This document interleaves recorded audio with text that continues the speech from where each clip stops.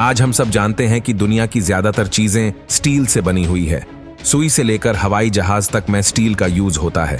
हमारे पास मौजूद हर तीसरी चीज में स्टील होता है। आप चाहें तो अपने घर से कोई भी चीज उठाकर देख सकते हैं और आज दुनिया की तरक्की में स्टील का योगदान कितना है ये वो बताने की जरूरत नहीं है, जिससे बाइक, कार, ट्रेन, हवाई जहाज, एयरक्राफ्ट और स्पेसक्राफ्ट जैसी चीजें बनाई जाती हैं। और क्या आपको पता है, दुनिया की सबसे ऊंची बिल्डिंग बुर्ज खलीफा भी स्टील से ही बनी है। लेकिन क्या आपने कभी सोचा है कि आखिरकार ये स्टील आता कहां से है और इसे फैक्ट्री में कैसे बनाया जाता है? नहीं ना, चलिए जान लेते हैं। सबसे पहले बात करते हैं कि स्टील आता कहां से है। स्टील के कच्चे माल को आयरन ओर कहा जाता है। वैसे आयरन ओर को पृथ्वी के केंद्र यानी कि जमीन की गहराई से निकाला जाता है, जो कि एक लिक्विड फॉर्म में होता है। इसका तापमान इतना ज्यादा होता है कि इसके टच में आते ही इंसान जलकर राख हो सकता है।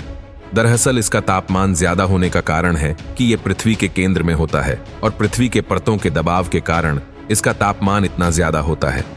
आयरन ओर में कई तरह के मिनरल्स होते हैं, लेकिन स्टील बनाने के लिए जो हमें आयरन ओर से सिर्फ हेमेटाइट चाहिए।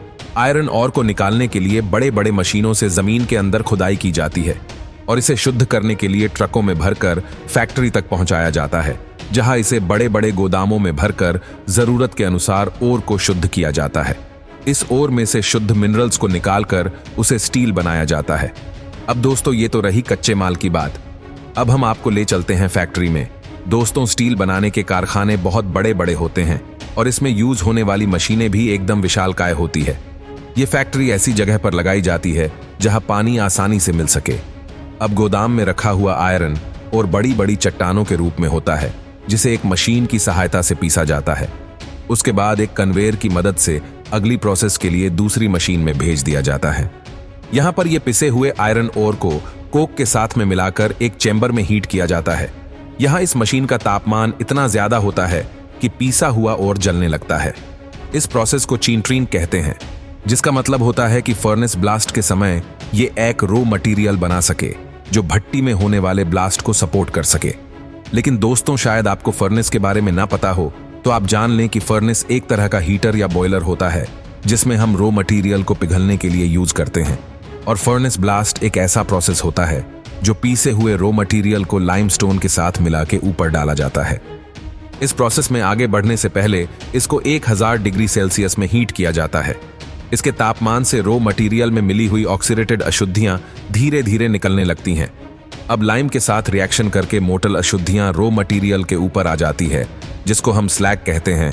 अब फर्नेस के बेस में इकट्ठा मटेरियल को निकाल लेते हैं और स्लैग को अलग कर लेते हैं। और इस स्लैग की क्वांटिटी इतनी ज्यादा होती है कि इससे बड़े बड़े सड़कें बनाई जाती हैं। अब यह रो मटेरियल पूरी तरह से शुद्ध हो चुका है। अब हमारे पास जो मोटल स्टेज में मटेरियल बचा होता है, उससे हम सीधे स्टील नहीं बना सकते। इसके लिए हमें एक और प्रोसेस करनी पड़ेगी। अब इस मोटल मटेरियल को एक और मशीन से गुजारा जाता है ताकि इस प्रोसेस से मोटल मटेरियल के कैरोन परसेंटेज को बाहर निकाला जा सके। इस प्रोसेस को बेसिक ऑक्सीजन स्टील मेकिंग कहा जाता है।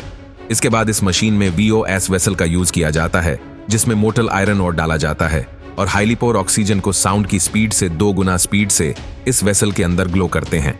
और ऑक्सीजन ग्लोइंग के कारण हुए लोहे में फॉस्फोरस, कार्बन, सिलिकॉन और मैग्नीज की अशुद्धियां होती हैं, जिसे ऑक्सीजन से रिएक्शन करके बाहर निकल जाती है, जो कि वेसल से गैस के रूप में बाहर निकलती है। अब हमारे पास जो मटेरियल बचता है उसमें कार्बन की मात्रा 0.05% घट जाती है। ये मटेरियल अब हमारे पास सॉलिड के रूप में होता है, जिसे हम स्टील कहते हैं।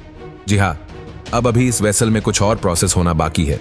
जैसे हमारे पास जो पुरानी स्टील की चीजें हैं उसे फिर से इकट्ठा करके रो मटेरियल के साथ वेसल में भर देते हैं, ताकि मोटल मटेरियल से पहले ऑक्सीजन के ग्लो से उसे पिघलाया जा सके। दोस्तों, इस मशीन का तापमान बहुत ज्यादा होता है, जिससे दूसरी मशीनों के द्वारा कंट्रोल किया जा सके। हम इस तापमान को अपने प्रोसेस के अनुसार बढ़ा या घटा सकता है। अब इस मोटल मटेरियल को अच्छे से प्रोसेस करते हैं, जिससे जो भी अशुद्धियां इसमें मौजूद हैं वो निकल जाए और हमें शुद्ध स्टील प्राप्त हो सके। इसके बाद इलेक्ट्रिक एनर्जी से इस फर्नेस में इकट्ठा मटेरियल को पिघलाया जाता है और पिघलने के बाद अब ये मटेरियल लिक्विड रूप में हो जाता है और कुछ समय के बाद में ठंडा होकर सॉलिड रूप में बदल जाता है और ये सॉलिड स्टील अपने अलग अलग ढांचों में ढाला जा सकता है। इस स्टील से सरिया, पाइप, रोड बनाई जा सकती है। जिसका यूज हम घरों और पुलों को बनाने के लिए करते हैं। आपने देखा ही होगा दोस्तों, दुनिया में चीन, ऑस्ट्रेलिया, रूस और अमेरिका जैसे देश के आयरन ओर के प्रोडक्शन में लीड करते हैं।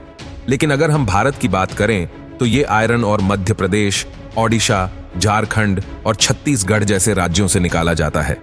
ये 4 राज्य भारत का सबसे ज्यादा आयरन ओर निकालते हैं, जो इन राज्यों में लगी स्टील फैक्ट्रियों में स्टील बनाने के लिए भेजा जाता है।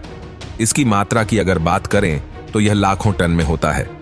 लेकिन क्या कभी आपने सोचा है कि दुनिया का इंफ्रास्ट्रक्चर बिना लोहे और स्टील के अधूरा है? दुनिया की तरक्की सड़क और इंफ्रास्ट्रक्चर से होती है और ये बिना स्टील के अधूरी है। दोस्तों, आज इंसान स्टील के यूज से स्पेसक्राफ्ट भी बना लिया है और इस स्पेसक्राफ्ट से इंसान दूसरे ग्रहों पर जाता है। क्या ये बिना स्टील के संभव हो पाता? कमेंट्स करके जरूर बताएगा।